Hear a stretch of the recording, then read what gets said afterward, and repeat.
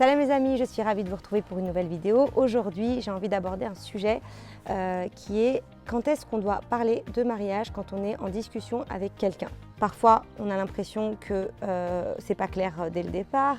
Parfois, on se dit bon bah je laisse couler, puis finalement on laisse couler trop longtemps et du coup on perd beaucoup de temps. Et on est hyper déçu quand on voit que l'autre n'est pas forcément prêt.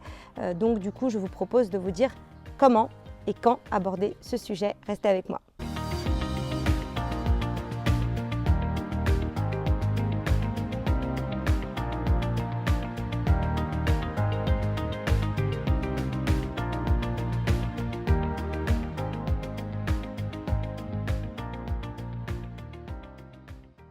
Alors qu'on se le dise, c'est souvent les femmes qui me posent ce genre de questions parce qu'il est vrai que messieurs, vous n'êtes pas forcément toujours au taquet sur ce sujet-là et que du coup, elles poussent un peu et parfois elles mettent trop la pression parce qu'elles n'ont pas justement, elles ne sont pas rassurées, elles n'ont pas de réponse à leurs questions, à leurs interrogations et elles ont tellement peur de perdre du temps que effectivement, ça peut vite se transformer en un cercle vicieux où elles mettent la pression et puis vous, messieurs, vous partez en courant et elles se disent voilà, il a peur de s'engager, comment je fais, etc. Donc, quand et comment aborder ce sujet-là? Eh bien, d'après moi, déjà très tôt. Alors, tout dépend du cadre de la rencontre. Souvent, ce que je dis à des personnes qui me disent à l'agence Abelny, quand ils ont fait une rencontre, donc un premier rendez-vous et que ça a marché, on me dit quand est-ce que, ou la femme me dit combien de temps je lui donne avant de lui parler de mariage ou avant de penser qu'il doit me parler de mariage. Je lui dis écoute, comme tu es dans le cadre de l'agence, les choses sont claires dès le départ. C'est-à-dire que lui, il est venu parce qu'il veut se marier, toi, tu es venu parce que tu veux te marier et pas, vous n'êtes pas là pour jouer parce que si vous vouliez vous amuser ou faire des choses pas très nettes, eh bien, il y a beaucoup d'autres endroits pour ça. Donc, comme le cadre est déjà posé, c'est pareil pour les rencontres entre familles, c'est-à-dire que si c'est mon père qui m'a proposé quelqu'un, ou si c'est un oncle, ou si c'est quelqu'un de la famille, eh bien, le cadre est assez posé, on va dire, pour qu'on n'ait pas à tout de suite en reparler dès le début de la relation. Et donc, on laisse un petit peu couler, on fait connaissance vraiment et on pose les bonnes questions pour savoir si on est compatible avant de relancer le sujet des jalons, de la date du mariage, etc. etc. Donc ça, c'est mon conseil pour quand le cadre est déjà posé.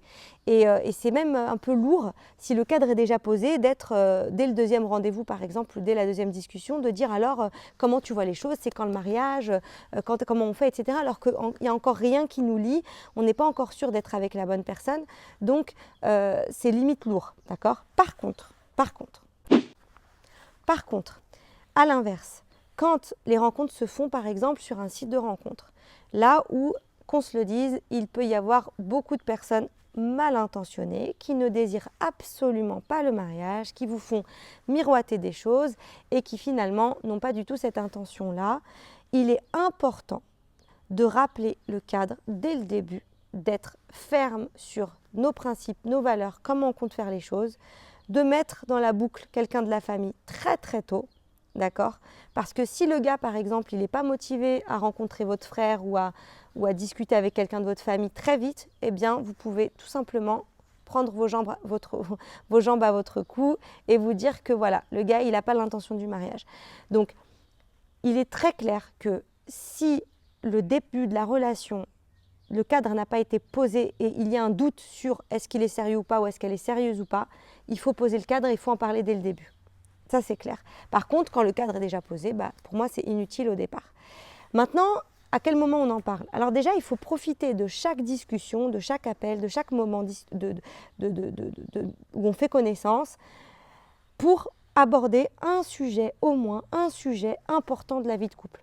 D'ailleurs, à chaque fois, je parle des 100 questions prémaritales, des 10 thèmes à aborder qui nous ont été proposés par Cheikh Faraz Rabbani. Vous pouvez retrouver une de mes vidéos où je parle de ça. Je vous mettrai le lien peut-être en dessous ou quelque part par là, où je parle des 10 thèmes prémaritaux à aborder et des 100 questions. Alors 100 questions, c'est peut-être, la liste est donc exhaustive, elle est longue, mais à chaque fois, essayez de trouver un sujet, les finances, comment vous voyez les enfants, l'éducation des enfants, dans quelle école on va les mettre, comment tu vois les vacances, comment tu te vois à la retraite, toutes ces questions qui peuvent paraître banales, comment tu te comportes avec tes amis, tout ça.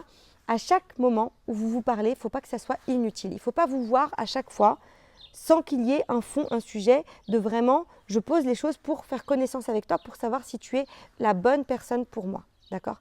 Donc, Une fois que tout ça est fait et mis en place petit à petit, on peut réaborder le sujet sérieux de où on en est, qu'est-ce que tu en penses, comment tu te sens avec moi, comment tu vois les choses, comment tu te projettes avec moi et quels sont les prochains jalons, prochaines dates, les prochaines échéances par rapport à la mise en relation, par rapport à discuter avec les familles, à des fiançailles, à une date de mariage, etc. Ça peut aller très très vite, mais pas forcément tout de suite quand le cadre est déjà clair et posé, qu'on discute en vue du mariage. Et sinon, il faut le rappeler dès le départ parce que rien n'est moins sûr en fait finalement, pour ne pas perdre son temps. Voilà, j'espère que cette vidéo vous a plu, que je vous ai éclairé sur ce sujet. N'hésitez pas si vous avez des questions ou si vous avez des expériences à partager en bas de cette vidéo. Je vous lirai vos commentaires avec beaucoup d'attention et n'hésitez pas également à me suggérer d'autres vidéos.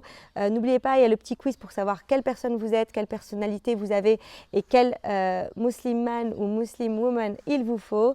Le lien est en dessous de cette vidéo également et quelque part par ici pour faire le quiz. Et puis sur ce, je vous dis à bientôt pour une nouvelle vidéo. N'oubliez pas de vous abonner, d'activer la petite cloche partout autour de moi là. Et je vous dis à très vite. Salam alaikum.